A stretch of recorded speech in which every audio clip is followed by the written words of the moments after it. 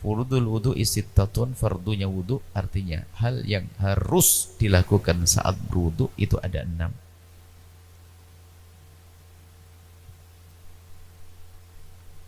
Pertama, niyatut taharati bil qulub. Niyatut taharati, niat bersuci. Lissolati, untuk melakukan solat. Bil qalbi, dengan hatinya. Jadi niat wudu itu pada dasarnya dengan hati. Adapun mengucapkan niat dengan lisan itu dianggap sebagai sesuatu yang sunnah karena memudahkan kita untuk khusyuk. Jadi kalau sudah lisan berucap itu akan didengar oleh telinga dan akan dihantarkan ke hati, lalu akan hadirlah kekhusyuan niat. Coba saja hatinya niat wudhu, lisannya ngomong aku mau beli roti, ya nggak ketemu. Maka di saat hatinya mengucap, di lisannya mengucapkan nawaitul wudu'a, aku niat berwudu, maka itu memudahkan hati kita untuk berniat, dan niat memang ada di dalam hati.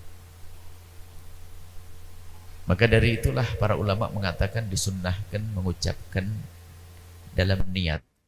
Biarpun di sana ada orang yang mengatakan mengucapkan niat adalah tidak boleh, bahkan sebagian mengatakan bid'ah dan sebagainya. Tentunya semuanya tidak boleh terburu-buru.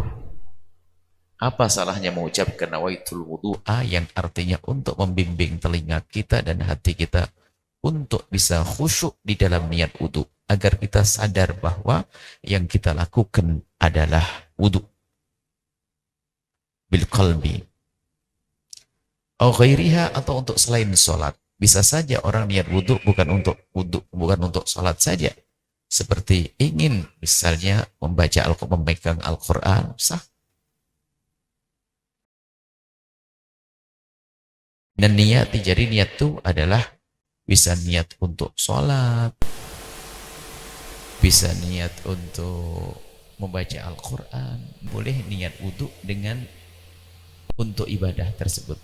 Aku niat wudhu untuk tawaf dan seterusnya. Kemudian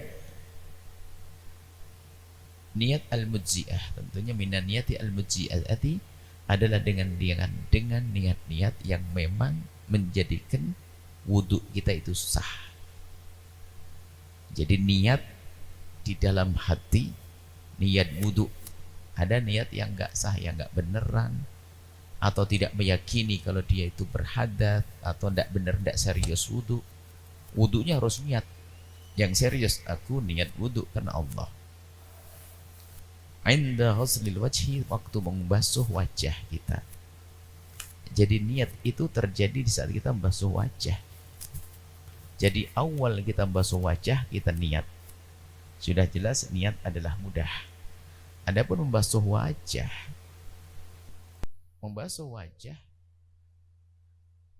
adalah ini, antara tempat tumbuhnya rambut di jidat bagi orang yang rambutnya normal, bukan orang yang botak. Kalau botak ya dikembalikan kepada orang normal. Tempat tumbuhnya rambut sampai dagu. Dari telinga ini sampai ke telinga itu bagian wajah. Ya, bagian wajah. Jadi dari sini dibasuh. Dan cara membasuhnya tidak harus dengan air yang banyak sekali, tidak. Bahkan cukup dengan genggaman air. Segenggam air kita basuhkan untuk wajah. Ini segenggam air, nanti kita bisa praktekkan di akhir setelah tanya jawab. Wudhu itu bisa saja dengan segelas air, tidak harus pakai air yang banyak. Bisa dengan segelas air, ya. Kemudian setelah basuh wajah, boleh praktek nanti, yang penting difahami dulu. Setelah niat waktu membasuh wajah, jadi niatnya dibarengkan di saat membasuh wajah. Ghuslil wajhi jami'i, membasuh wajah semuanya. Gak boleh ada ditinggal, hidungnya termasuk bagian daripada wajah. Semua. Dalam dugaannya air sudah merata. Air harus menggenang di tangan baru kita basuhkan di wajah. Kalau air tidak menggenang di tangan tidak sah karena itu namanya mengusap. Mimana biti sya'ri ra'si dari tempatnya tumbuh rambut kepala sampai ila dzaqani, sampai dagu depan ini. Wa minal udhuni ilal udhuni dari telinga ke telinga. Sya'ron babasyaron, termasuk rambut-rambutnya harus dibasuh. Kulitnya harus kena. Rambut yang tumbuh di wajah, maka kulitnya harus dibasuh. Sampai airnya harus sampai ke wilayah kulit. Kecuali orang laki-laki yang jenggotnya tebal.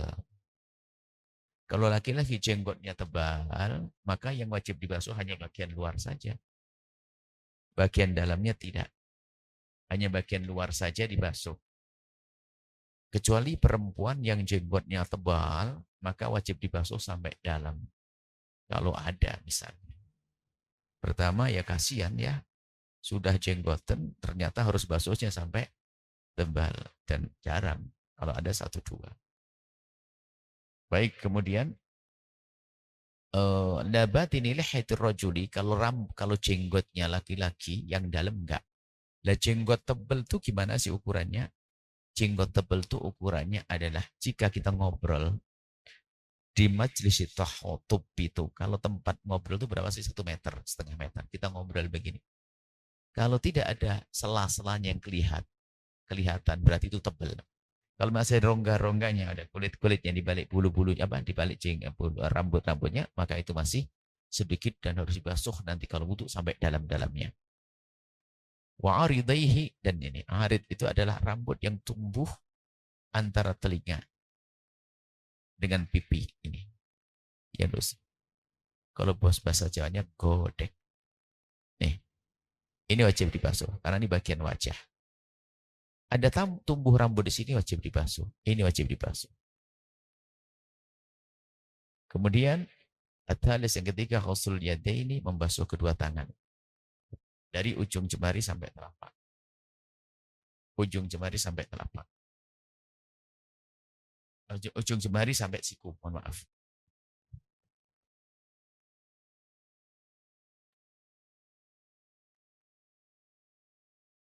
Prakteknya nanti kita praktekkan yang paling mudah.